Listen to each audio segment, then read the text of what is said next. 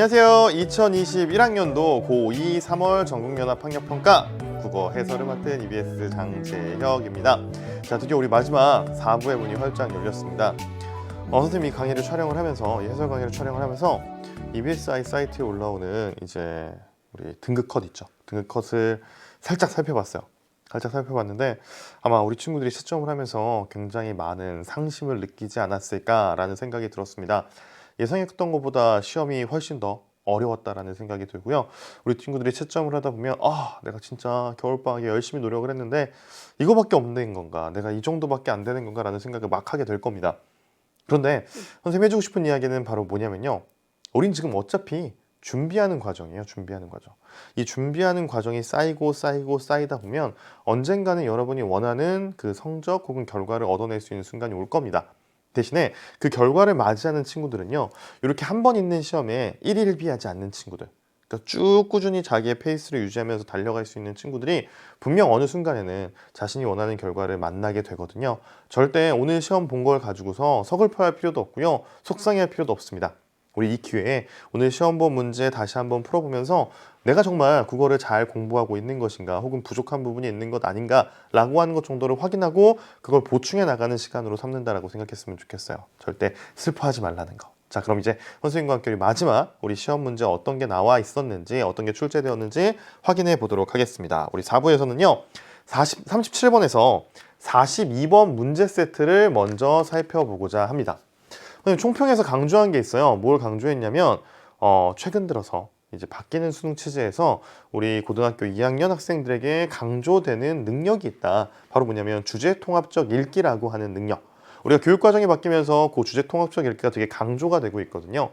실제 수능 시험에서도 이 독서 파트에서 여러분이 특정 제재 혹은 특정 주제를 담고 있는 두 개의 글을 비교하면서 독해해 나갈 수 있는가라는 능력을 평가하는 세트가 출제가 되는데, 바로 요 37번에서 42번 문제 세트가 그거 아닌가라는 생각이 들어요. 딱 보게 되면 우리가 마치 문학 세트에서나 볼 법한 구성이 나와 있습니다. 가라고 하는 글이 나와 있고요. 뒤에 이어서 나라고 하는 글이 나와 있다는 거 확인할 수가 있거든요. 보통 이렇게 가와 나로 나뉜 건 문학 세트였잖아요. 문학 세트였는데 지금 보는 것처럼 독서도 지금 가와 나로 나뉘어서 여러분이 두 개의 글을 비교해 가며 어떤 공통점과 차이점이 있는지를 확인해 나가는 능력을 길러주실 필요가 있을 것 같습니다. 자, 선생님과 함께 37번에서 42번 문제 세트를 한번 살펴보도록 할 텐데, 먼저 각을부터 보도록 할게요. 다윈이라고 하는 학자가 등장을 합니다. 자, 우리 친구들 아마 다윈이라는 학자 한 번쯤은 들어봤을 거라고 생각해요. 그리고 다윈이 주장한 거, 진화론이라고 하는 거 익히 알고 있을 거라고 생각을 하는데요. 보다 상세하게 이 진화론이라고 하는 것이 무엇인지 한번 살펴보도록 할게요. 다윈은 같은 종에 속하는 개체들이 생존 경쟁을 벌입니다. 근데 그 생존 경쟁에서 살아남아 번식을 하면 그 형질 중에 일부가 자손에게 전달돼 진화가 일어난다라고 하는 뭘 주장을 했다? 자연 선택설이라고 하는 걸 주장했다라고 이야기하네요. 그럼 생각해 보세요. 같은 종에 속하는 개체들이 생존 경쟁을 한다. 생존 경쟁에서 살아남아야 돼요. 그러면 살아남은 애들만 그 형질의 일부를 자손에게 전달할 수 있으니까 어떤 특징을 가지고 있는 개체들이 살아남을 것인가 라고 하는 게 중요하겠죠. 그러면 어떤 개체들이 남느냐? 그런데 개체가 다른 개체들과의 생존 경쟁에서 이기기 위해서는요, 이런 특성이 필요하대. 이기적인 행동이 필요하다는 거야. 그 개체는 이기적으로 행동해야지만 다른 개체와의 생존 경쟁에서 살아남을 수가 있고, 그 개체가 가지고 있는 형질의 일부가 자손에게 전달될 수가 있다는 거. 그럼 실제로 우리가 살고 있는 자연계를 쭉 훑어본다라고 했을 때 지금까지 살아남은 그 수많은 개체들은 다 이기적인 행동을 하고 있는가? 근데 실제로 관찰을 해보면 그렇지 않다라는 거야. 자연계에서는요, 동물들이 이타적인 행동을 하는 것이 자주 관찰이 됩니다. 아니, 분명히 살아남기 위해서는 이기적인 행동을 할 수밖에 없는데 왜 실제로 살아남은 동물들을 살펴보니까 그 동물들은 이타적인 행동을 하는 것일까? 그럼 당연히 이 다윈과 같이 진화론을 주장하는 사람들은 이렇게 실제로 관찰되는 현상을 자신들의 이론에 맞게 해석할 필요가 있는 거야. 그래서 진화론을 옹호하는 학자들은요, 동물의 이타적인 행동을 설명하는 이론을 제시하였다라고 이야기합니다. 자, 이렇게 해서 첫 단락이 마무리됐거든. 선생님과 함께 첫 단락을 읽으면서 중요하게 생각해야 되는 요소들이 있다고 이야기했습니다. 바로 뭐냐면 앞으로 전개될 내용에 대한 힌트를 찾아주는 것이 중요하다고 이야기했죠. 첫 단락에서 다윈의 진화론을 언급하고 있으면서 이 진화론의 기본적인 내용으로 설명할 수 없는 자연계의 현상들, 동물들이 이타적인 행동을 하는 것. 근데 그 이타적인 행동을 하는 현상을 진화론을 주장하는 사람들은 설명해내야 되는 거야. 그걸 어떻게 설명해낼 수 있는가가 앞으로 이어지는 두 번째 단락부터 등장하겠구나라는 걸 여러분이 확인할 수가 있을 것 같아요. 그러면 두 번째 단락에 등장하는 이 해밀턴이라는 학자 있죠? 해밀턴은 첫 단락의 내용과 엮는다라고 생각을 하면 이 사람은 뭘 주장하는 사람일까? 진화론을 옹호하는 사람일 거야. 진화론을 옹호하는 학자들, 동물의 이타적인 행동을 설명하는 이론을 만들었는데 그 학자들 중에서 먼저 누구부터? 해밀턴이라는 사람부터 제시해 줄게, 정보를 줄게 라고 하는 게 본문의 구성이라고 생각하시면 될 것 같습니다. 자, 그럼 해밀턴부터 한번 볼게요. 해밀턴은요, 개체들의 이타적인 행동, 요걸 이제 설명을 하는 거야. 어떻게 설명을 하느냐? 자신과 같은 유전자를 공유하는 친족들의 생존과 번식에 도움을 줌으로써 결국은 자신의 유전자가 후세에 많이 전달하기 위한 행동이라고 하는 혈연 선택 가설을 제시하였다라고 이야기합니다. 분명히 동물계에서 동물들이 사는 자연계의 모습을 보게 되면 동물들이 이타적 행동을 하게 되는데 그 내면에는 어떤 의식이 담겨 있느냐? 내가 지금 이타적 행동을 해서 나의 친족들의 생존과 번식에 도움을 주는 거야. 내 생존과 번식은 포기하면서 친족들의 생존과 번식에 도움을 주는 이타적 행위를 하는 이유는 결국은 그 안에 뭐가? 내 유전자를 후세에 많이 전달할 수 있기 때문에, 즉 이기적인 동기가 숨어 있다라고 이야기를 하는 것이 해밀턴의 주장입니다. 결국은 이기적인 행동이라는 거예요. 내면에는 이기적인 의도가 담겨 있는데 그걸 외부로 표출할 때 주변에서 보기에는 이타적인 것처럼 보인다라는 거야. 근데 그 동기는 어차피 이기적인 동기다 라고 이야기하는 게 바로 해밀턴입니다.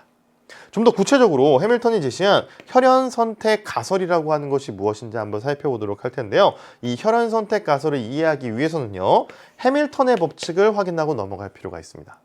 그럼 해밀턴의 법칙이라고 하는 것은 무엇이냐? 우리가 또 요번 독서 지문이 좀 어려운 이유는 뭐냐면 우리 3부에서도 이야기했지만 지문 속에 우리가 수학적 공식처럼 보이는 것들이 진짜 많거든.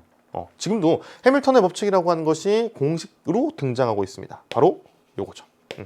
R 곱하기 B 빼기 C는 0보다 크다. 이게 해밀턴의 법칙이라는 거야. 자, 그럼 여러분 우리 R 곱하기 B 빼기 C는 0보다 크다라고 하는 것이 도대체 무슨 의미인지 한번 살펴보도록 합시다. 이어지는 내용에서 등장을 하게 되는데요.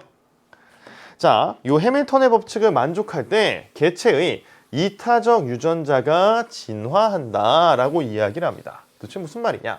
이때 R이라고 하는 것부터 살펴보도록 할게요. R은요, 유전적 근연도를 의미한다라고 이야기합니다. 이 R이라고 하는 건 유전적 근연도.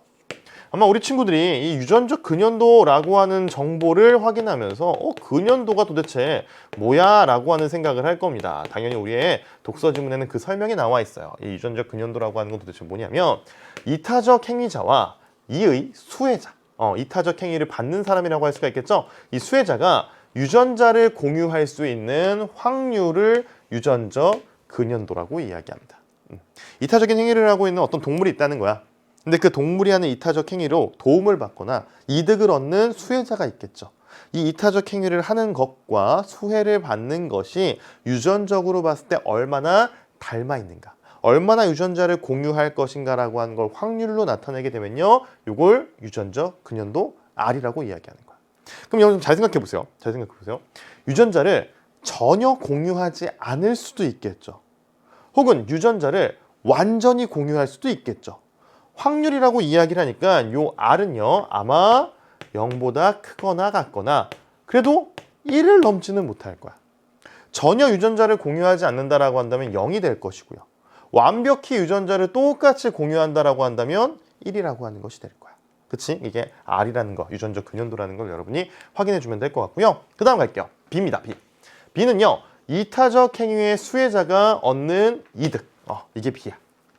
이 B는 수혜자가 얻는 이득을 B라고 이야기하고, 그럼 C는 무엇이냐? C는요, 이타적 행위자가 감수하는 손실을 의미한다라고 이야기합니다. 자, B는 수혜자가 얻는 이득을 의미하는 것이고요.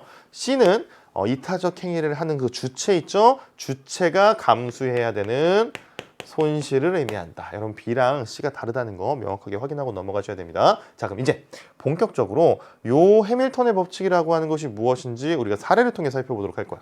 자, 부나 아버지나 어머니가 자식과 같은 유전자를 공유할 확률은 50%입니다. 그리고 형제 자매 간에 같은 유전자를 공유할 확률도 50%입니다. 자, 유전자를 공유할 확률이라고 하는 건 유전적 근연도라는 개념으로 설명할 수가 있겠죠. R은요, 이촌인 형제, 즉 유전적 근연도라고 하는 것은 이촌인 형제 자매를 기준으로 1촌이 늘어날 때마다 반씩 준다라는 특징을 가지고 있습니다. 자, 그럼 갑니다. 행위자가 있어요. 어떤 행위를 한 사람이 있는데 이 행위자가 3명의 형제를 구하고 죽는 일을 한 거야. 그러면 이 행위자가 한 행위는 이타적인 행위라고 이야기할 수가 있겠죠. 자신의 목숨을 버리면서 3명의 형제를 구했다고요. 이걸 해밀턴의 법칙에다가 적용하면 어떻게 되느냐? 자, 행위자와 그다음에 수혜자. 행위자와 수혜자는 형제관계. 형제관계에 있는 사람의 유전자를 공유할 확률인 유전적 근연도, 형제자매 간에 같은 유전자를 공유할 확률은 50%라고 이야기합니다. 즉 R은 0.5가 되는 거야. 그 다음에 우리 여기 B라고 하는 건 뭐였어요? 수혜자가 얻게 되는 이득이라고 이야기했죠. 3명의 사람이 목숨을 구한 게, 목숨을 이어나갈 수가 있는 거잖아. 그래서 B는 3이라고 볼 수가 있고, 이 상황 속에서 이타적 행위를 한 사람이 받게 되는 손실은 뭐예요? 나의 목숨이 사라지는 것이죠. 그래서 단순하게 되면 C는 1이라고 할 수가 있다고. 그럼 이걸요, 해밀턴의 법칙에다 적용하면 어떻게 되는 겁니까? 여기 나와 있는 것처럼 0.5 곱하기 3 빼기 1. 그러면 1.5 빼기 1이 되는 것인가? 0.5. 이건 0보다 크다라고 할 수가 있겠죠. 이 해밀턴의 법칙이 성립하기 때문에 뭐가? 행위자는 목숨을 잃었지만 형제 자매로 인해서 행위자의 유전자가 어떻게 다음 세대로까지 퍼질 수 있다라는 거야. 해밀턴의 이론에 따르면 이 유전자 개념을 바탕으로 해서 동물의 이타적 행위를 설명할 수 있다. 결국 그 이타적 행위는 자신의 유전자를 더 후대에 많이 퍼뜨릴 수 있기 때문에 이타적 행위가 나온다라고 이야기할 수 있는 겁니다. 그래서 이런 이타적 행동에 진화에 얽힌 수수께끼를 푸는 중요한 열쇠로 평가된다라고 이야기해요. 자, 일단 우리가 먼저 확인했습니다. 이타적 행동을 설명하는 진화론을 옹호하는 학자들의 입장. 첫 번째, 해밀턴이라고 하는 사람. 해밀턴이 주장을 한 바로 뭐냐? 우리 혈연선택 가설이라고 하는 개념을 먼저 확인해봤다라고 생각하시면 될 것 같고요. 이제 진화론을 주장하는 또 다른 학자의 견해를 한번 살펴보도록 할 거야. 누가 등장을 하냐면요, 지금 여러분이 보시는 빔의 마지막 줄에 등장을 합니다. 아마 이 학자 이름도 매우 익숙할 거예요. 도킨스라는 학자. 도킨스는요, 자신의 저서인 이기적 유전자라는 책에서 이렇게 이야기했습니다. 동물의 이타적 행동 설명을 할 거야. 어떻게 설명을 하고 있냐면요, 유전자가 다른 유전자와의 생존 경쟁을 합니다.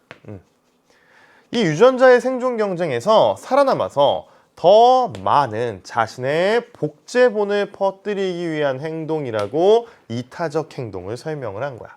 이게 무슨 말이냐? 리차드 도킨스에 따르면요, 유전자라고 하는 것은요, 다음 세대의 다른 DNA 서열로 대체될 수 있는 DNA 단편을 의미합니다.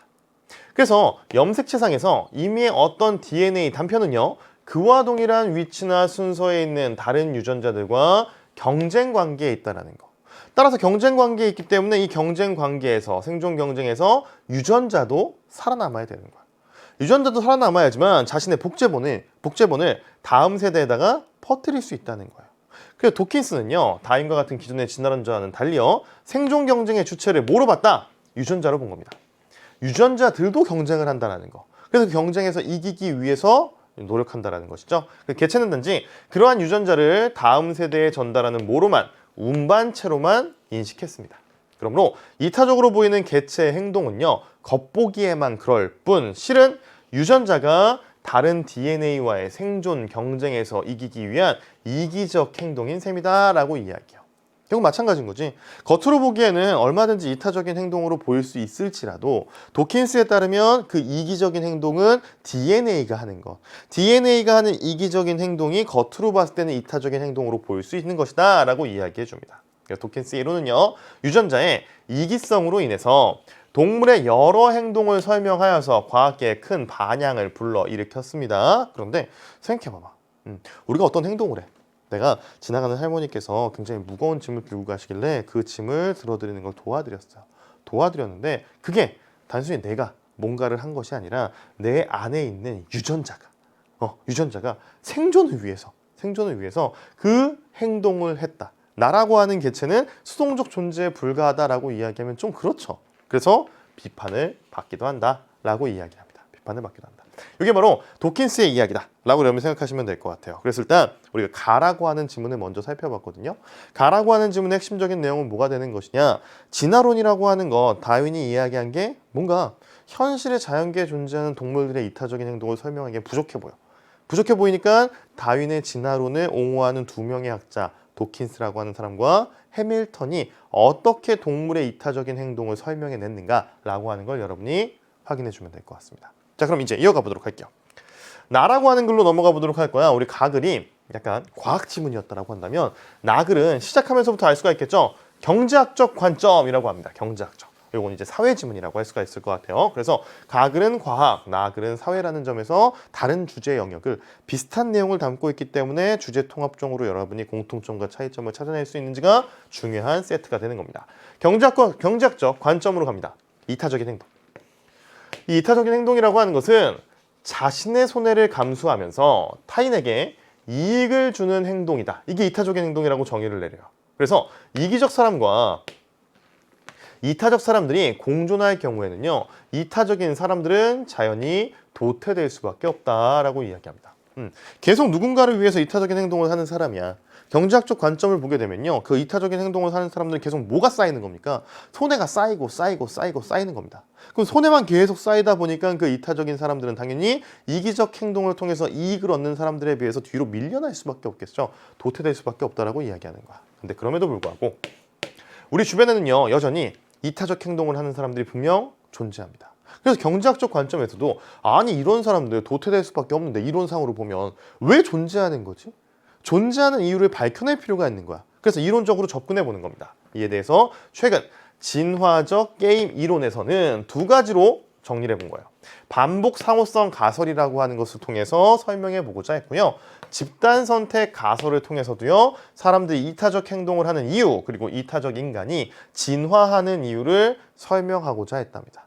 앞부분에 우리 가라고 하는 글과 내용 전개되는 양상이 비슷하다라고 할 수가 있겠죠. 일단 기본적인 이론을 얘기해 준 다음에 현실에서 설명할 수 없는 상황이 있고 그 상황을 설명하기 위해서 추가적인 논의가 이루어진 것에 대한 언급이 등장하는 겁니다. 자, 다라고 밑줄이 들어가 있는 반복 상호성 가설이라고 하는 것이 무엇인지 먼저 살펴볼게요. 자신이 이기적으로 행동합니다. 그 경우에 상대방도 이기적으로 행동해서 보복할 수 있기 때문에 이를 피하기 위해서 이타적인 행동을 한다고 주장하는 것. 그래서 이를 게임 이론 중에 하나인 뭐로? TFT 전략으로 설명한다라고 이야기해요. 자, 앞서도 봤죠. 왜 현실에서는 이타적인 행동을 하는 사람들이 분명 경제학적으로 봤을 땐, 경제학적 관점으로 봤을 때는 존재해서는 안 되는데, 도태되어야 하는데 도대체 왜 아직까지 존재하는 것일까? 이걸 반복 상호성 가설에서는 뭐라고 설명을 하느냐? 이타적인 행동을 할 수밖에 없어. 왜? 사람은 두려움을 가지고 있거든. 내가 이기적으로 행동하게 되면 상대방이 나에게도 이기적으로 행동할 것 같아. 그게 두려우니까 상대방에게 이타적인 행동을 한다. 이게 바로 반복 상호성 가설이라고 생각하시면 될 것 같아요. 저희 딸이 8살인데, 첫째가 8살인데 어린 친구들한테 이런 태도들이 좀 많이 보이는 것 같습니다. 눈에 띄게. 나이가 먹어서도 어른이 돼서도 이런 행동 양식을 보이는 사람도 있겠지만, 당연히 있겠지만 어린 친구들인 경우에는 훨씬 더 그게 눈에 잘 들어오는 것 같아요. 내가 친구들에게 잘해주는 것은 친구가 나에게 잘해주길 바래서, 내가 친구에게 잘해주는 것은 친구가 나에게 해코지를 하지 않는 것을 원해서, 그래서 이와 같은 행동을 한다, 이타적인 행동을 한다라고 이야기하는 것이 반복 상호성 가설이라고 생각하면 될 것 같습니다. 자, 그럼 이제 TFT 전략이라고 하는 것이 네모 뿅 들어가 있거든. 당연히 생소할 거야. TFT 전략이라고 하는 것이 무엇인지 먼저 확인해 보도록 합시다. 상대방이 협조할지 배신할지 모르는 상황입니다. 모르는 상황이에요. 그래서 선택이 매회 동시에 일어나는 상황이야. 네가 나한테 협조를 할까 비협조를 할까 몰라. 그래서 나는 제가 어떻게 협조하는지 보고 내 선택을 결정해야지가 불가능한 상황이야. 두 사람이 있으면 두 사람이 협조 비협조를 동시에 결정해야 되는 상황입니다. 이 상황을 가정해 놓고 있다라고 했을 때 처음에는 무조건 상대방에게 협조를 합니다. 무조건. 처음에는 무조건 상대방에게 협조를 하고 그 다음부터는 상대방이 바로 전에 사용한 방법을 모방하는 전략, 이게 바로 TFT 전략이라고 이야기하는 거야.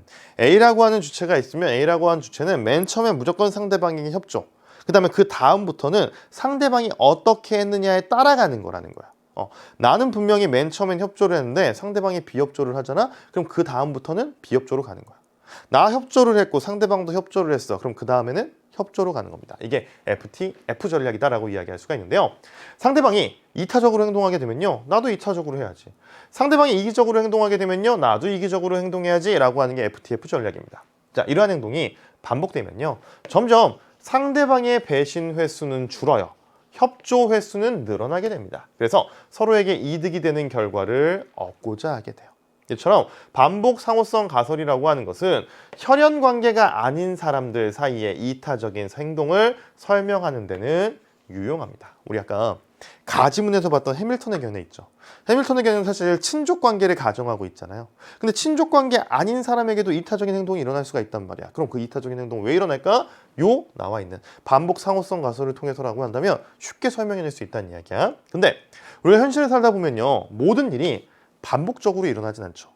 두 사람이 있다라고 했을 때 두 사람의 관계가 1회, 2회, 3회까지 쭉 이어지는 경우도 있지만 한 번 딱 만나고 끝나는 경우도 있다고요. 근데 한 번 딱 만나는 경우에도 누군가에게 이타적인 행동을 하는 사람도 있거든. 이렇게 반복적이지 않은 상황에서 나타나게 되는 이타적 행동을 설명하는 건 어렵다라는 겁니다. 이게 반복 상호성 가설이 가지고 있는 장점, 유용한 점이자 한계라고 이야기할 수 있을 것 같아요. 자, 그러면 우리 세 번째, 다라고 밑줄 들어가 있는 게 반복 상호성 가설이었고, 네 번째 밑줄 들어가 있는 라 한번 볼게요. 집단 선택 가설이라고 하는 건 도대체 무엇일까? 이타적 구성원이 많은 집단이 있습니다. 그리고 그렇지 않은 집단이 있습니다. 그런데 이들이 집단으로 생존 경쟁을 하는 거야. 그러면 누가 더 유리하냐? 이타적 구성원이 많은 집단이 그렇지 않은, 즉 이기적 구성원이 많은 집단보다 생존 경쟁에서 유리하기 때문에 누가? 이타적 인간이 진화한다라고 보는 거야. 집단 간의 경쟁을 통해서 봤을 때는 이타적 구성원들이 많은 집단이 그렇지 않은 집단보다 더 잘 살아남는다는 이야기예요. 생각해보면 너무 당연한 이야기라고 할 수가 있겠죠. 하나의 집단, 공동체를 구성을 한다면 나의 이득뿐만 아니라 상대방의 이득도 고려를 해서 나는 조금 손해를 감수하는 사람이 많다라고 한다면 그 집단 전체는 훨씬 더 좋은 방향으로 나아갈 수가 있을 거야. 그렇기 때문에 생존 경쟁에 유리하다라고 이야기하는 게 집단 선택 가설입니다. 자, 개인 간의 생존 경쟁에서는요, 분명히 우월한 개인이 존재하는 개인 선택에서는 이기적 인간이 살아남는데 유리합니다. 집단끼리 경쟁하는 것이 아니라 개인과 개인이 생존 경쟁을 한다면 누가 유리해? 이기적인 인간이 유리해. 반면에 집단 간의 생존 경쟁에서는요, 우월한 집단이 생존하는 데 있어서 누가 많은 게 좋으냐? 이타적인 구성원들이 많은 집단일수록 식량을 구하거나 다른 집단 간의 분쟁에 효과적으로 대응할 수 있다라고 이야기하면서, 그래서 집단 경쟁에서는 이타적 구성원이 많은 경우가 생존할 확률이 높다라고 이야기합니다. 전쟁을 하는 거야. 전쟁을 하게 되면 당연히 다른 집단과 싸움이 나게 된다라고 한다면 나가서 다른 집단을 물리칠 수 있는 그런 사람이 필요합니다. 이 사람은 자신의 목숨을 내던지더라도 집단을 지키기 위해서 나서는 사람이라고 할 수가 있겠죠. 이타적인 존재라고. 근데 하나의 집단이 이기적인 존재들 말로 가득하다고 생각해보세요. 전쟁에 나가게 되면 내가 목숨을 잃을 수도 있는데 내가 왜 전쟁에 나가야 돼? 라면서 모두 다 안 나갈 거라고. 그럼 그 집단은 쳐들어온 적군에 의해서 멸망할 수밖에 없겠지. 그래서 지금 집단 간의 경쟁에서 유리한 것은 누가 많은 것이 이타적 구성원이 많은 경우가 유리하다라고 이야기합니다. 따라서 집단 선택에 있어서, 집단 선택에 의해서 이타적 구성원이 많은 집단이 생존하게 되면요, 자연히 이를 구성하는 이타적 인간도 진화하게 된다라고 이야기해요. 실제로 인류는요, 혹독한 빙하기를 거쳐서 살아남은 존재라는 점에서 집단 선택 가설은 설득력을 얻습니다. 잘 생각해봐. 이타적 구성원이 많은 집단이라고 하더라도요, 그 안에 이기적 구성원도 함께 존재하기 마련이죠. 하나의 집단이 있다라고 하면요, 그 집단에 이타적인 사람도 있어. 하지만 분명히 이기적인 사람들도 존재해. 근데 집단 선택에 의해서 이타적 구성원이 진화하기 위해서는요, 집단 선택이 일어나는 속도가 개인 선택이 일어나는 속도를 압도해야 되는 거야. 자, 봐봐.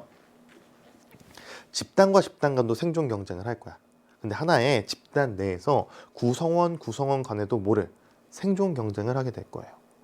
근데 구성원 간에 개인의 생존 경쟁에 있어서는 누가 더 유리하다?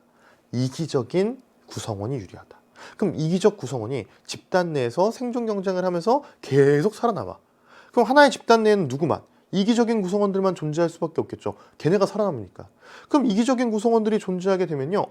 집단 간의 생존 경쟁에서 이타적 구성원이 많은 집단이 유리하다는 걸 확인할 수 있어, 없어? 없단 말이야.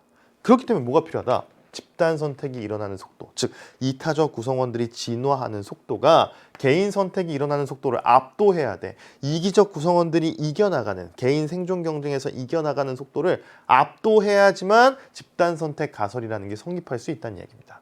그러나 자, 사회생물학에서는요, 집단 선택의 속도는 현저하게 느려요. 이 현저하게 느리다는 점을 들면서 집단 선택 가설은 논리적으로만, 즉 이론상으로만 가능할 뿐이다라고 비판하고 있습니다. 이에 대해서 최근 집단 선택 가설에서는 개인 선택이 일어나는 속도를 늦추고, 집단 선택 가설에서는 개인 선택이 일어나는 속도를 늦추고요, 집단 선택의 효과를 높이는 장치로서 뭐가 등장을 했느냐? 법과 관습이라고 하는 거. 실제로 우리가 사회의 현상을 살펴보게 되면, 한 집단을 살펴보게 되면요, 어찌됐든 개인들이 경쟁에서 살아남는 그 생존 경쟁이 일어나는 속도가 집단 간의 생존 경쟁이 일어나는 속도, 진화하는 속도를 압도합니다. 개인들의 생존 경쟁, 진화가 훨씬 빠르게 일어나게 되는데, 그걸 조율해낼 수 있다는 거야. 어떻게 조율할 수 있느냐? 개인 선택이 일어나는 속도를 늦추는 방법으로 법과 관습 같은 제도가 있다는 거. 그래서 집단 선택이라고 하는 것이 유효할 수 있다는 것에 대한 연구도 진행되고 있다라고 이야기합니다. 자, 결국 가글과 나글을 살펴봤어요. 하나는 과학 지문이고 하나는 사회 지문이라고 이야기할 수 있는데, 둘 사이에 분명히 연결되는 고리가 있다는 생각이 듭니다. 같은 내용을 담고 있죠.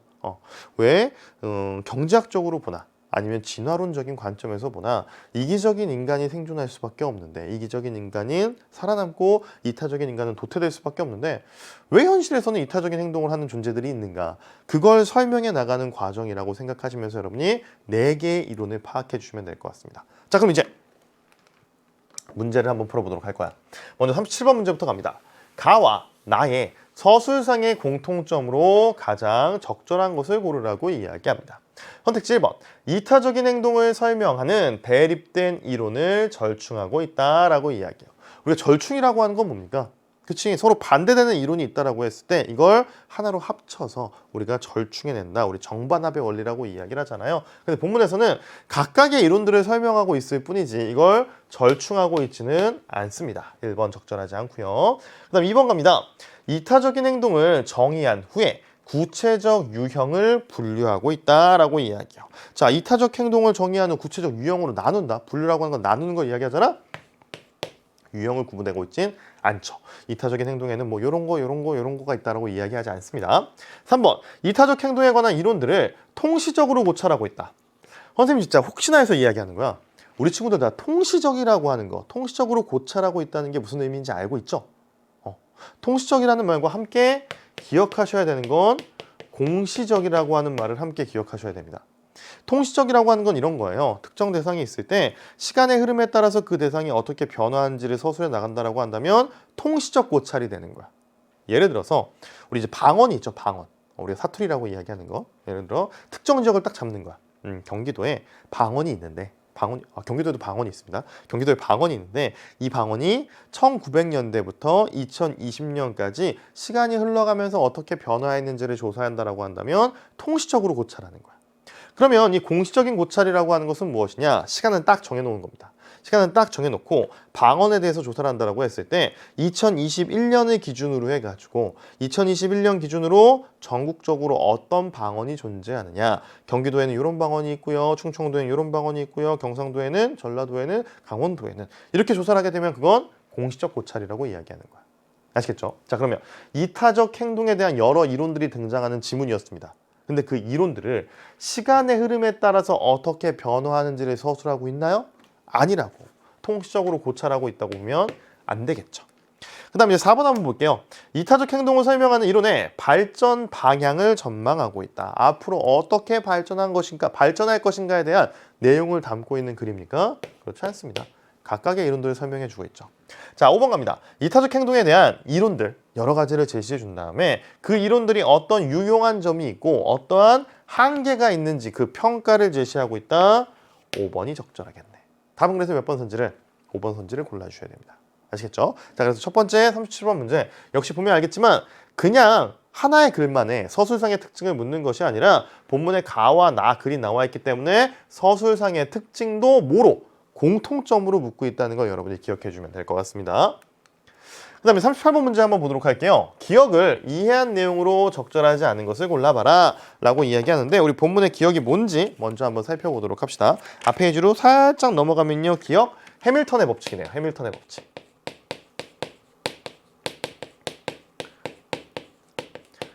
자, 해밀턴의 법칙이라고 하는 걸 여러분 본문에 나와 있는 정보를 머릿속에 기억을 한다면 이렇게 정리할 수가 있을 거야. 유전적 근연도라고 하는 R, 그 다음에 이타적 행동의 수혜자들이 얻게 되는 이득, 그 다음에 이타적 행위를 하는 행위자가 감수해야 되는 손해, 이것이 0보다 크다. 이게 해밀턴의 법칙이라고 이야기할 수가 있겠죠. 자, 그럼 이제 1번부터 가겠습니다. 유전적 근연도에 초점을 맞춰서 이타적 행위를 설명하고 있다. 그렇죠. 해밀턴의 법칙에 나와 있는 공식을 살펴보게 되면요. R이라고 하는 뭐가 들어가는 거야? 유전적 근연도의 개념이 들어가게 됩니다. 1번 적자. 자, 2번 한번 볼게요. 개체의 이기적 행동에 숨겨진 이타적 동기에 대해서 설명하고 있다라고 이야기해요. 선생님 2번도 맞는 것 같아요. 우리가 본문을 그 선택지를 쭉 훑어만 보면 그런 실수를 하게 됩니다. 왜? 분명히 이기적 행동에 이기적이란 말도 나왔고 이타적이라는 말도 나왔어. 그다음에 행동도 나왔고 동기도 나왔어. 그러니까 2번 적절하네 라고 생각하면 안 된다는 거야. 지금 이 해밀턴의 법칙 나아가서 해밀턴의 뭐였죠? 혈연 선택 가설이라고 하는 건 왜 등장을 한 거예요? 분명히 특정 개체는 이타적인 행동을 한다는 거야. 근데 그 이타적 행동의 이면에 뭐가 숨겨 있다? 이기적인 동기가 숨어 있다라는 이야기를 하는 것이죠. 따라서 지금 개체의 이기적 행동에 숨겨진 이타적 동기에 대해 설명하고 있다는 건 바뀐 내용이라고 할 수가 있겠죠. 개체의 이타적 행동에 숨어 있는 이기적 동기를 찾기 위해서 해밀턴의 법칙이라는 것을 고안해냈다라고 이야기해야 됩니다. 2번 적절하지 않고요. 3번 갈게요. 이타적 행위자와 그의 수혜자가 삼촌 관계일 경우에 R, 유전적 근연도는 0.25가 된다라고 이야기해요. 0.25. 자, 삼촌 관계라고 이야기합니다. 우리 본문에 나와 있는 건 뭐냐면 일단 이촌일 때 유전자를 공유할, 즉 유전자 근연도라고 하는 것은 얼마가 된다라고 이야기하냐면 50%, 이촌인 경우는 0.5라고 이야기해요. 그런데 이촌에서 1촌이 늘어날 때마다 반씩 준다라고 이야기하거든요. 2촌에서 1촌이 늘어난 게 바로 삼촌 관계라고 이야기할 수가 있겠죠. 그럼 2촌에서 1촌 늘 때 반씩 준다라고 이야기하니까 0.5의 절반, 바로 그래서 0.25가 삼촌 관계일 때의 유전적 근연도라고 이야기할 수가 있겠죠. 그래서 3번 선택지 적절하다고 판단해 주시면 됩니다. 그다음 4번 한번 볼게요. 이타적 행위자와 수혜자가 부모, 자식이나 형제, 자매 관계일 경우 유전적 근연도 R은 같다라고 이야기합니다. 자, 부모, 자식인 경우에 유전자를 공유할 확률은 50%, 0.5가 되고요. 그 다음에 형제, 자매 관계일 때도 본문에서 50%라고 이야기하죠. 형제, 자매인 경우에도 유전적 근연도는 0.5, 따라서 같다라고 보면 됩니다. 적절하고요. 맞아, 5번. 이타적 행위자와 그의 수혜자가 혈연 관계일 때 B와 C가 같다면 이타적 유전자가 진화하지 않는다라고 이야기해요. 아마 이 38번 문제를 풀면서 5번 선택지가 옳은지 그른지를 판단하는 게 좀 어렵다라고 느끼는 친구들도 분명히 있을 것 같습니다. 그럼 가보도록 할게요. 이타적 행위자와 수혜자가 혈연 관계입니다. 혈연 관계. 그때 B와 C가 같으면 이타적 유전자가 진화하지 않는다라고 이야기해요. 자, 그러면 여기 나와 있는 공식으로 가볼 거야. 공식으로 갔을 때 5번 선택지의 상황을 대입한다면 이게 성립을 하겠죠. B와 C가 같다.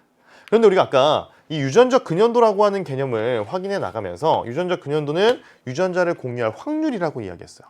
완전히 다 공유를 한다. 100% 공유하는 경우가 있을 수가 있고 그 다음에 전혀 공유하지 않는 경우가 있을 수도 있다고 이야기했죠. 확률을 따지면 0%부터 100%까지가 가능하다고요.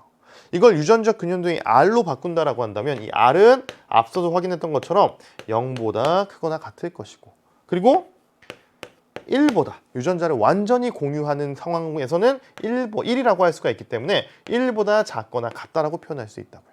그럼 생각해 보세요. B와 C가 같다라고 한다면 아무리 유전적 근연도를 크다라고 생각을 해도 1밖에 안 되잖아. 그럼 R이 1, 그 다음 B, C, B, C가 같은 상황이라고 한다면 값이 얼마가 나와요? 0이 나오게 되겠지. 해밀턴의 법칙에 따르면 0보다 커야지만 이타적 유전자가 진화한다라고 이야기했어요.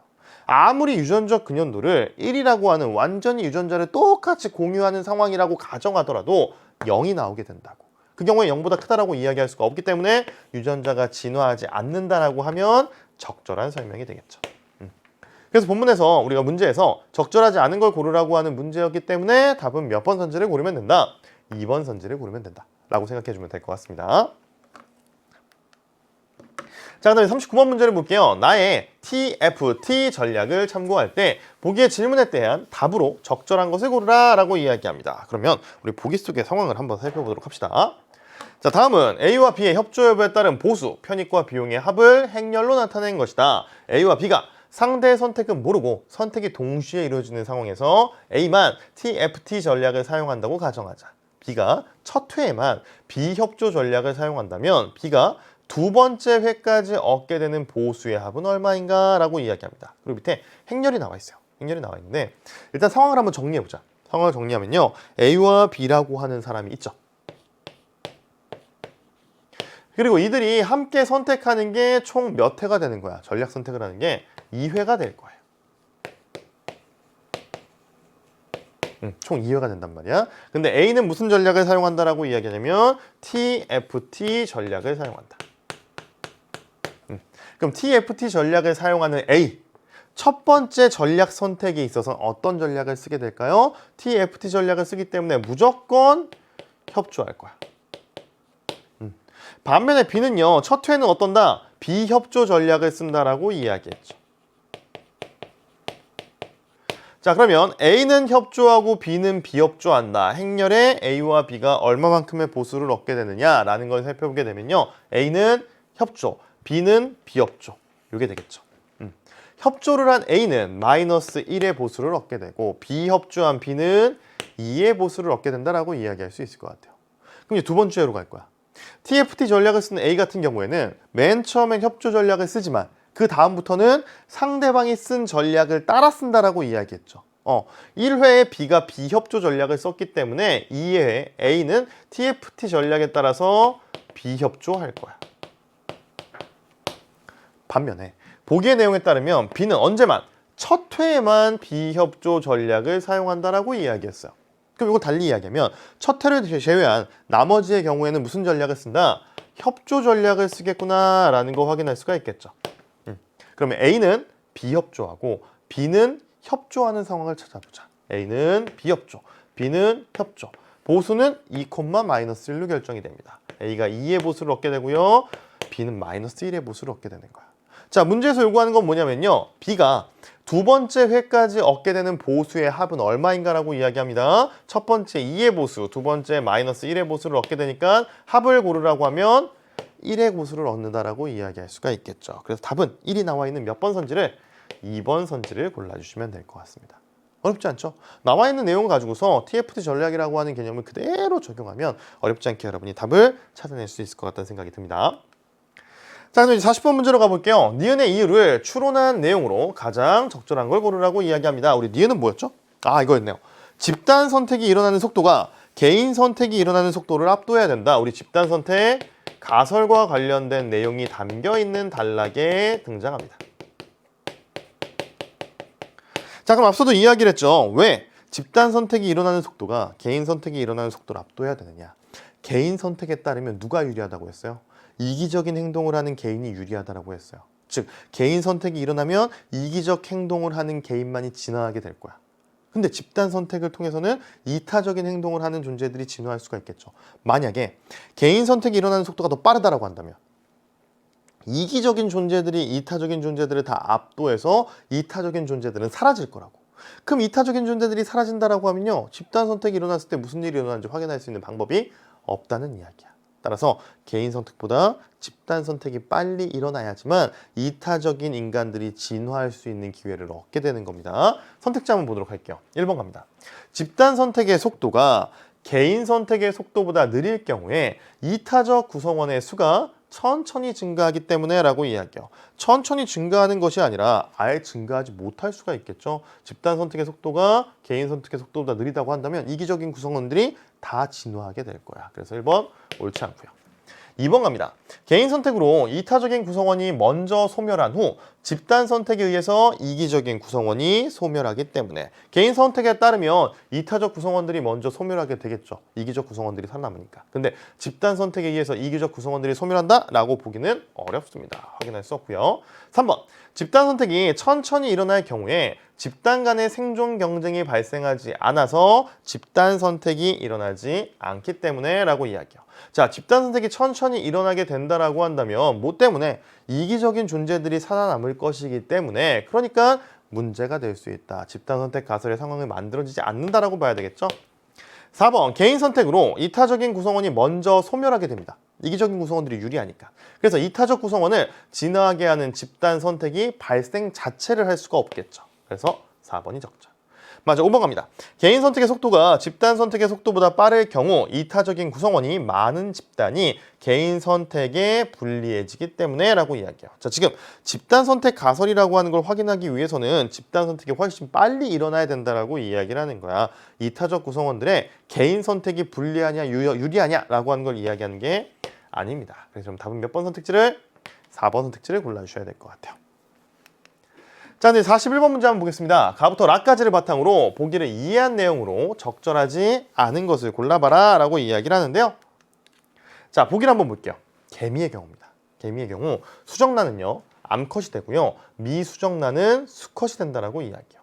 여왕개미가 낳은 암컷들은 부화는 1, 모와 어머니와는 0.5, 자매와는 0.75의 유전적 근연도를 갖는다라고 이야기합니다. 자, 이때 암컷 중에서 여왕개미가 되지 못한 일개미가 있어요. 이 일개미들은 직접 번식을 하지 않고요, 여왕개미가 낳은 수많은 자신의 모를, 자매들을 돌보면서 목숨을 걸고 개미 군락을 지키는 역할을 한다라고 이야기합니다. 자, 여러분 여기서 확인할 수 있는 거. 요 암컷 중에서 여왕개미가 되지 못한 일개미들이 뭐 하고 있는 거예요? 이타적인 행동을 하는 거죠. 자신의 자매들을 지키기 위해서, 돌보기 위해서 목숨 걸고 개미군락을 지키는 이타적인 행동을 하는 겁니다. 자, 그러면 이 이타적인 행동을 설명할 수 있어야 될 거야. 본문에 나와 있는 이론으로. 니은갑니다. 현재 지구상에는 390여 개의 부족이 수렵과 채취에 의존해 살아가고 있습니다. 이러한 부족은 대체로 몇 개의 서로 다른 친족들로 구성이 되어 있으며 평등주의적 부족 질서 아래 사냥감을 서로 나누어 먹는 식량 공유 관습을 가지고 있대요. 이는 개인이 사냥 성공률이 낮은 상황에서 효과적인 생존 방식이라고 할 수 있다라고 이야기합니다. 평등주의죠. 그 다음에 다른 사람들과 나눠 먹는 거. 이를 바탕으로 해서 하나의 집단이 살아남고 있다는 이야기를 담고 있는 게 니은의 내용인 것 같습니다. 자, 그럼 이제 선택지에 나와 있는, 그리고 본문에 나와 있는 이론을 바탕으로 해서 기억과 니은 상황을 한번 분석해 보도록 할 거야. 먼저 기억의 개미의 상황입니다. 가에서는 일개미가 자식을 낳지 않고 자매들을 돌보는 것을 부보다 모의 유전자가 후세에 더 많이 전달하기 위한 전략으로 보겠군이라고 이야기해요. 가는 뭐였어요? 해밀턴의 이야기였어요. 해밀턴은 특정 개체가 이타적인 행동을 하는 것은 나의 유전자가 후대에 더 잘 전달되기 위해서 이타적인 행동을 한다고 이야기했죠. 지금 여러분이 보시면 가에 나와 있는 상황 중에 특징이 있다? 뭐가 있냐? 여왕개미가 낳은 암컷들 있잖아요. 이 암컷들 같은 경우에는 나의 유전자를 어떻게 하면 더 후대에 잘 전달할 수 있을까? 무엇이 더 유리할까를 생각하는 거야. 근데 자매와의 유전자 근연도를 보세요. 유전자 근연도가 0.75가 나온다. 근데 이 암컷 개미들 있죠. 여왕개미가 되지 못한 암컷 개미들, 이 암컷 중에서 일개미들 있잖아요. 얘네들은 자신이 자식을 낳은 경우에 그 자식과 자신, 엄마가 되는 거죠. 자식과 엄마인 자신의 근연도는 0.5밖에 안 돼요. 내 자매들은 0.75의 근연도를 갖는데 내가 자식을 낳는 것보다 내 자매들 0.75의 근현도를 가지고 있는 자매들을 돌보는 것이 뭐 하는 거야? 내 유전자가 후세에 전달될 가능성이 더 높은 거라고 이야기할 수가 있겠죠. 모의 유전자를 후세에 더 많이 전달하기 위해서 다음과 같이 이타적인 행동을 하는 것이 아니라 내 유전자가 더 잘 전달되기 위해서는 자매를 돌보는 게 더 유리하다고 생각을 하는 겁니다. 1번 적절하지 않고요. 2번 갑니다. 나에서는 일개미가 목숨을 걸고 개미 군락을 지키는 것을 다른 DNA와의 생존 경쟁에서 이기기 위한 유전자의 이기적인 행동으로 보겠군. 그렇지. 도킨스는 뭐라고 이야기했냐면 유전자들이 다른 유전자와 생존 경쟁을 하면서 그 생존 경쟁을 하는 양상이 개체의 이타적인 행동으로 나타날 수 있다라고 이야기를 했죠. 그래서 적절하고요.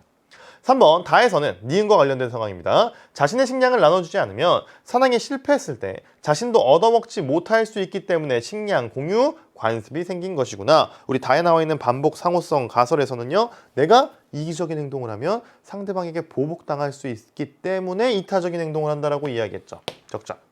4번 라에서는 식량 공유 관습을 이기적인 구성원도 식량을 공유하게 함으로써 이타적 구성원이 사회에서 사라지지 않도록 하는 제도로 보겠군이라고 이야기해요. 자, 식량 공유 관습이라고 하는 거. 우리 아까 집단 선택 가설에서 우리 법과 관습이라고 하는 제도가 집단 선택의 유효성을 높일 수 있다라고 이야기했죠. 관습이잖아. 이 관습으로 인해서 이기적인 구성원들도 뭐 하는 거야? 이 관습에 따라야만 되는 겁니다. 식량을 공유해야 돼요. 그래서 개인 간의 경쟁에서 이타적 구성원들이 사회에서 그 집단에서 사라지지 않도록 보호하는 것이 바로 식량 공유 관습이라고 할 수가 있겠죠. 자, 5번 갑니다. 가에서는 혈연 관계가 없는 구성원과의 식량 공유를 설명할 수가 없지만 라에서는 협업을 통해서 집단의 생존 확률을 높이는 행동으로 보겠군이라고 이야기해요. 우리 가 같은 경우는 친족 간에 유전자와 관련해서 이타적 행동이 나타나는 것들에 대해서 이야기하는 거잖아. 따라서 혈연 관계가 없는 경우에는 설명할 수가 없습니다. 반면에 라에서는요. 집단 선택 가설에서는 협업을 통해서 혈연 관계가 아니더라도 집단 내에서 생존 확률을 높이기 위해서 뭐 할 수 있다? 협업을 할 수 있다는 이야기를 할 수가 있겠죠. 5번 적절. 적절하지 않은 걸 고르라고 이야기하면 바로 1번 선지를 골라주시면 될 것 같아요. 자, 이렇게 해서 우리가 세트를 다 풀어본 것 같은데 한 문제가 남았네요. 단어 문제가 남았습니다. 자, 밑줄 친 단어가 A부터 E까지 동음 이의어인 것을 찾으라 라고 이야기를 해요. 이거 참 발음이 안 돼요. 동음 이의어인 것을 찾아야 되는데 우리가 동음 이의어라는 건 무엇이냐? 소리는 같아요. 소리는 같은데 뜻이 다른 단어들을 이야기하는 거야.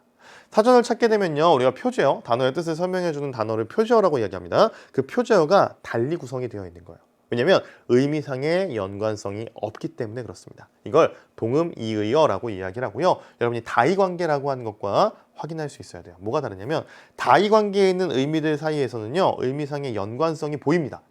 근데 동음이의 관계에 있는 의미들 사이에서는요. 의미상의 연관성이 없다는 것이 특징입니다. 자, 그럼 지금부터 밑줄 친 부분과 A를 비교해가지고 의미상의 연관성이 있으면요. 동음이의 관계라고 볼 수가 없어요. 의미상의 연관성이 없어야 동음이의 관계라고 볼 수가 있습니다. 그러면 1번부터 보도록 할게요. 그는 형의 모습을 유심히 관찰하였다. 이때 관찰은 뭡니까? 주위에서 살피는 걸 이야기하는 것이죠. 자, 그러면 A는 과연 어떤 의미로 쓰였는지 한번 살펴보도록 할게요. 우리 본문 가 지문의 첫 단락. 이타적 행동이 자주 관찰된다. 이것도 주의 깊게 살펴보는 걸 이야기하잖아. 따라서 동음이의 관계라고 볼 수 없습니다. 그 다음 2번 가도록 할게요. 이 사전은 여러 전문가가 감수하였다. 감수하였다는 뭐냐면요. 이게 잘못된 부분이 있는지 정확한지를 지도하고 감독하는 게 감수하는 거야. 그런데 우리 본문에 나와 있는 B는 뭐냐면요. B는 이타적 행위자가 감수하는 손실을 의미한다. 이때 감수는 뭐가 되는 겁니까? 괴로운 것이 있을 때 이걸 달갑게 받아들이는 걸 이야기하거든요. 의미상의 연관성이 없는데 소리는 같다. 그렇기 때문에 동음이의어라고 볼 수 있습니다. 자, 3번. 그 기업은 경쟁사에 밀려 도태되었다. 도태됐다라고 해. 도태는 뭐냐면 여러 중에서 줄어서 없어졌다는 이야기가 되거든요. C는요. 이타적 사람들은 자연히 도태될 수밖에 없다. 이것도 역시 같은 의미죠. 따라서 동음이의 관계라고 볼 수가 없고. 4번. 이것은 장소를 검색하는데 유용하다. 유용하는 건 쓸모가 있다는 이야기입니다. D도요. 이타적 행동을 설명하는데 유용하다. 쓸모가 있다는 것이죠. 역시 동음이의 관계라고 볼 수 없고. 맞아. 5번. 우리는 적극적으로 상황에 대응하였다. 대응이라고 하는 건 상황에 맞춰 행동하다라는 의미가 될 텐데요. 우리 이 부분. 분쟁에 효과적으로 대응할 수 있다. 그치? 대응하는 것도 상황에 맞게 행동하다는 의미로 이에서 쓰였습니다. 동음 이의 관계라고 볼 수가 없네요. 답은 몇 번을? 2번 선지를 골라주시면 될 것 같습니다. 자, 이렇게 해서 우리 이제 마지막 세트로 갈 겁니다. 마지막 세트는 현대소설이 나왔어요. 현대소설이 나왔는데 3부에서 이야기했던 것처럼 현대소설이든 고전소설이든 인물에 초점을 맞추는 것이 핵심입니다. 자, 거기다가 우리 문학지문이라고 한다면 뭘 보면 좋다라고 이야기했죠? 보기를 살피면 좋다라고 이야기했죠? 여러분 45번 문제에 보기가 나와 있어요. 잠깐 한번 같이 읽어볼게. 르네 지라르는 주체가 매개자를 모방함으로써 간접화된 욕망이 발생한다라고 보았다. 티타임의 유아여의 아내 역시 아파트 주민들을 매개로 중산층의 삶으로 편입되고자 하는 간접화된 욕망을 지닌다. 그럼 우리는 중산층의 삶으로 편입되고자 하는 욕망이 작품 속에서 어떻게 그려지는지 찾아야 돼. 아내는 공간을 이분법적으로 구분합니다. 구분하는 것도 찾아야 되고요. 아파트 주민들을 닮고 싶어 하면서도 그들에게 경쟁 심리를 느끼기도 하는 것도 찾아야 됩니다. 그리고 결국 아내는 간접화된 욕망의 대상이 허상임을 깨닫게 된다라고 이야기하는 것도 앞으로 본문을 분석하면서 찾아주셔야 됩니다. 우리가 보기를 읽는 이유는 본문 분석에 필요한 정보를 찾는다라고 이야기했죠. 우리 방금 전에 읽었던 그 부분들을 다 찾는다는 생각으로 지금부터 티타임을 위하여라고 하는 작품을 살펴보도록 할게요. 아파트에 이사 오더니 대접이 달라지네. 웬 밤참이야? 근데 이거 자몽 아니야? 라고 이야기합니다. 자, 일단 공간적 배경이 등장을 하죠. 아파트라고 하는 공간이 등장을 했어요.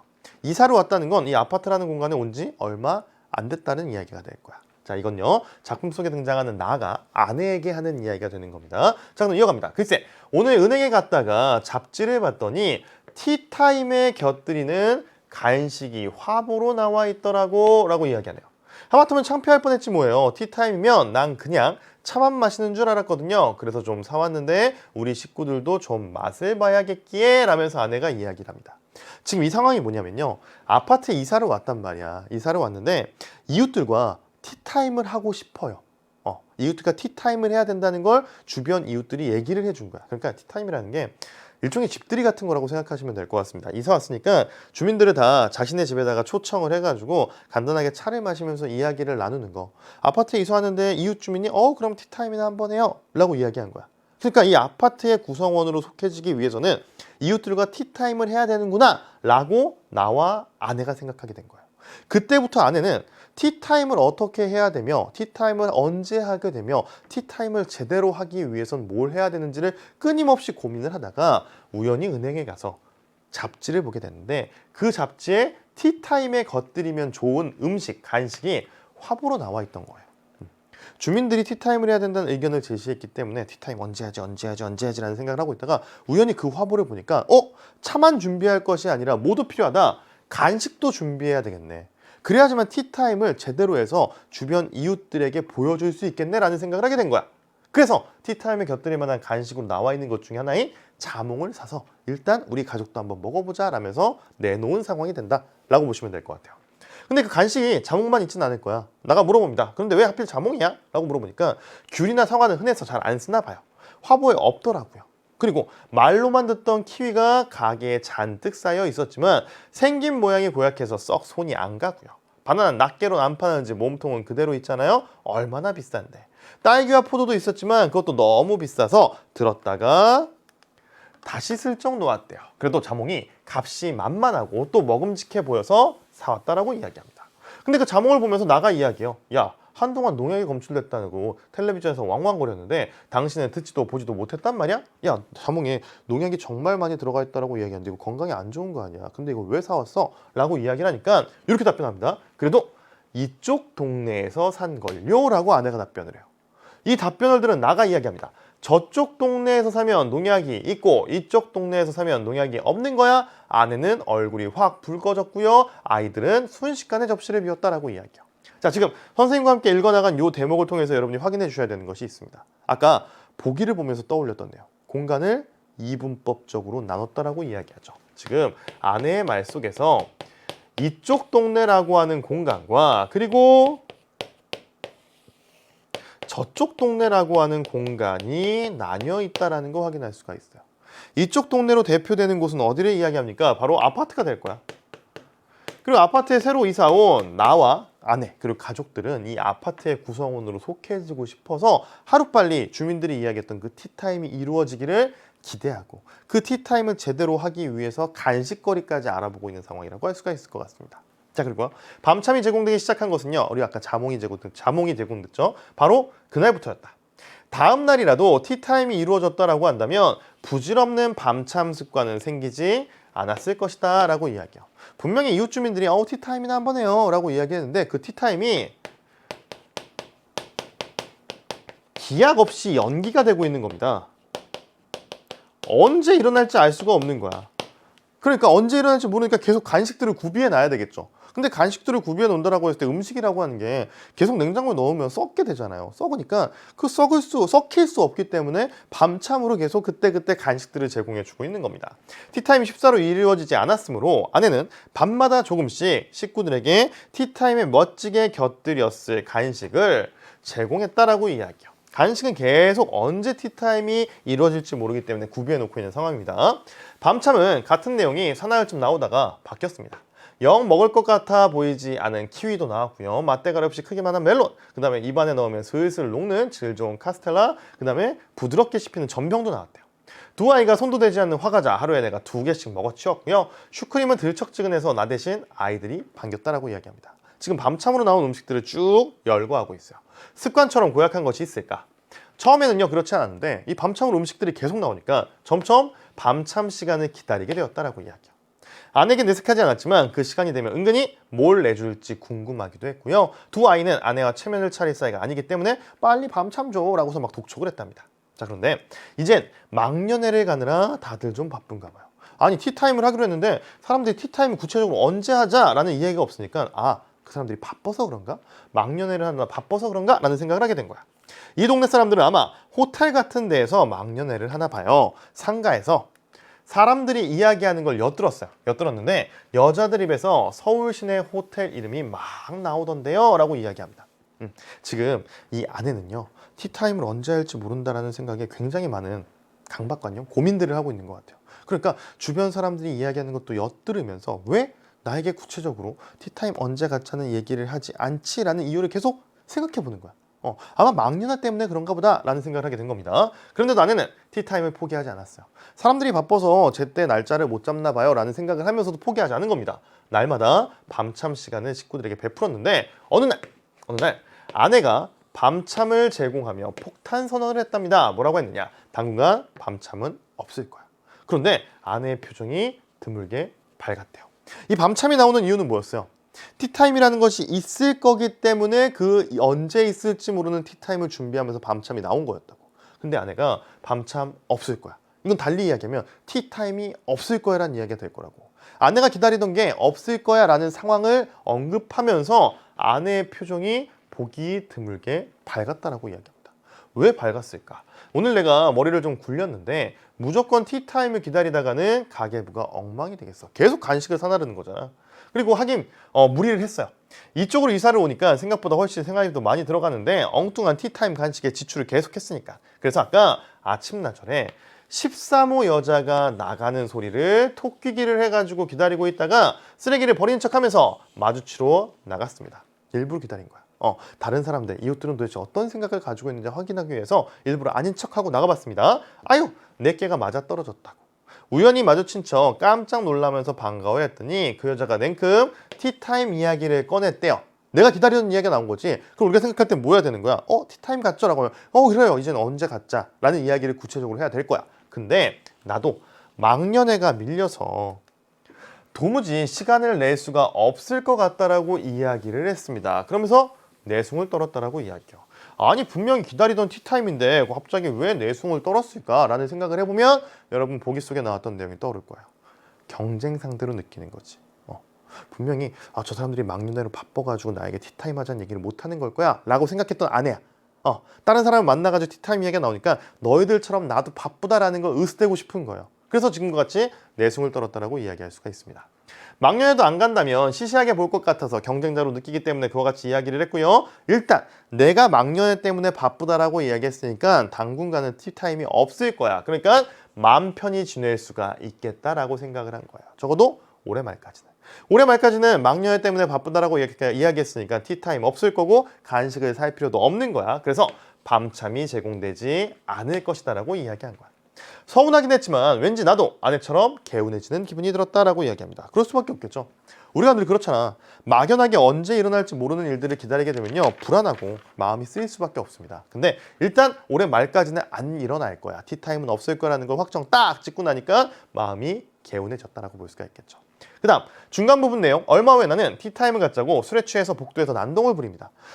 옛날 친구들이 집에 놀러와서 집들이를 했대요. 그때 술을 마시면서 이제 굉장히 많이 취한 나가 복도로 갑자기 뛰쳐나가서 고래고래 소리를 지르는 겁니다. 티타임 갖자라고 소리를 지르는 거야. 그리고 며칠 뒤 아내는 갑작스럽게 티타임을 갖게 되었대요. 기어이 티타임을 갖기는 했군 라고 아내에게 이야기를 했는데, 아내가 다분히 자조적인 웃음을 내비치면서 이야기를 했습니다. 아니요 라고 이야기했어요. 아니, 티타임을 갖긴 했는데 갖긴 했네라고 이야기하니까 티타임 안 했어라고 이야기한 거야. 이게 도대체 무슨 말일까? 우르르 몰려와가지고 우리 집에 와서는 아내를 막다른 골목에 몰아붙이고 티타임이니까 차 마셔야 되는데 물 한 모금 안 마시고 다시 우르르 되돌아갔다는 말인가? 분명 이웃들이 우리 집에 놀러 왔다고 하는데 왜 티타임을 안 가졌다고 이야기하는 것이지?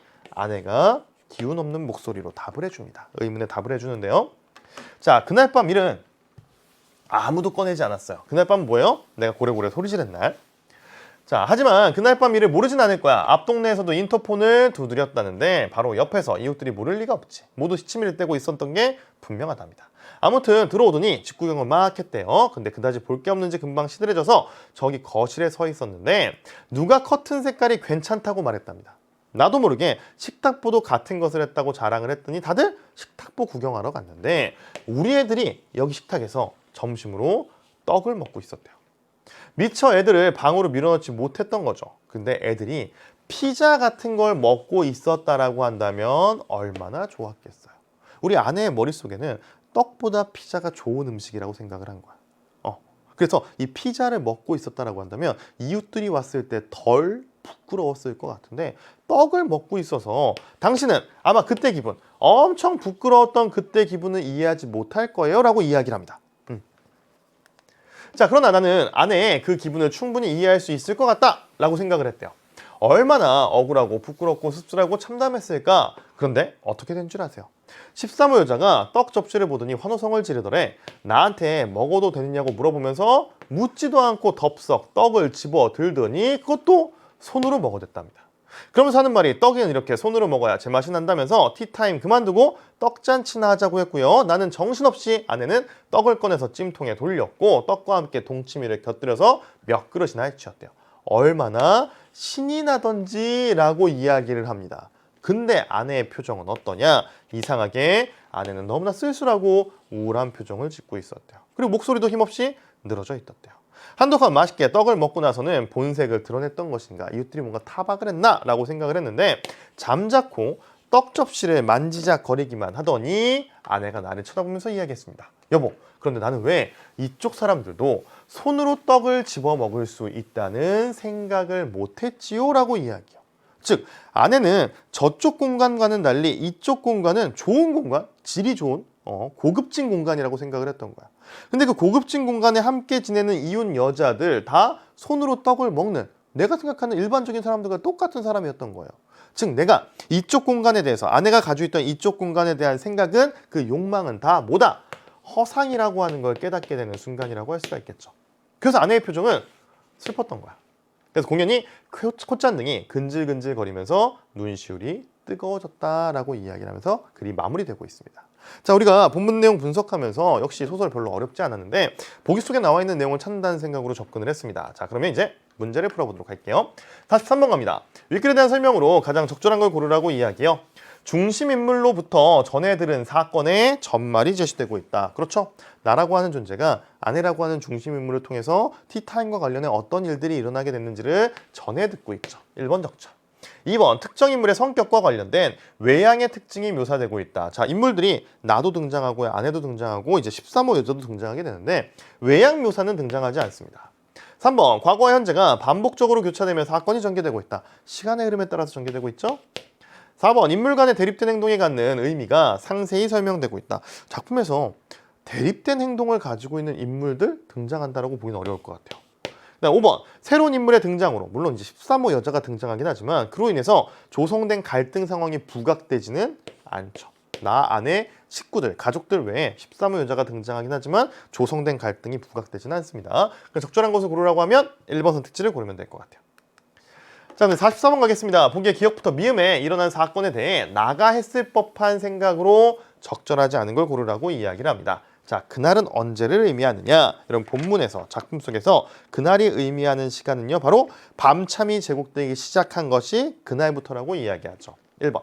농약 문제로 시끄러웠는데 왜 굳이 자몽을 사왔는지 이해가 안 되는군. 최초의 간식으로 나온 밤참으로 나온 것이 자몽이었잖아요. 그 자몽과 관련해서 아내와 이야기한 게 야, 자몽 텔레비전에서 농약 때문에 굉장히 시끄러웠는데 왜 이거 사왔어? 이해 안 되네? 라는 생각을 나는 했을 겁니다.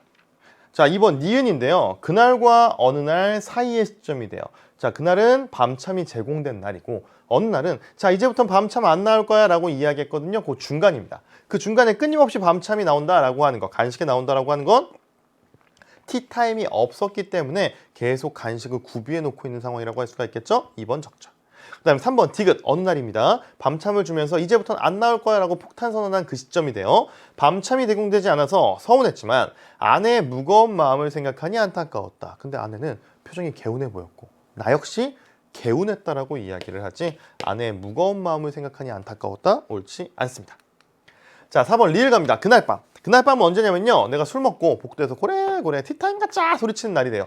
나의 실수 때문에 이웃들을 만났을 때 아내가 난감한 상황에 처할 수도 있겠군. 바로 그날 밤의 일 때문에 나가 했을 법한 생각으로 적절하겠죠. 자, 마지막 미음 갑니다.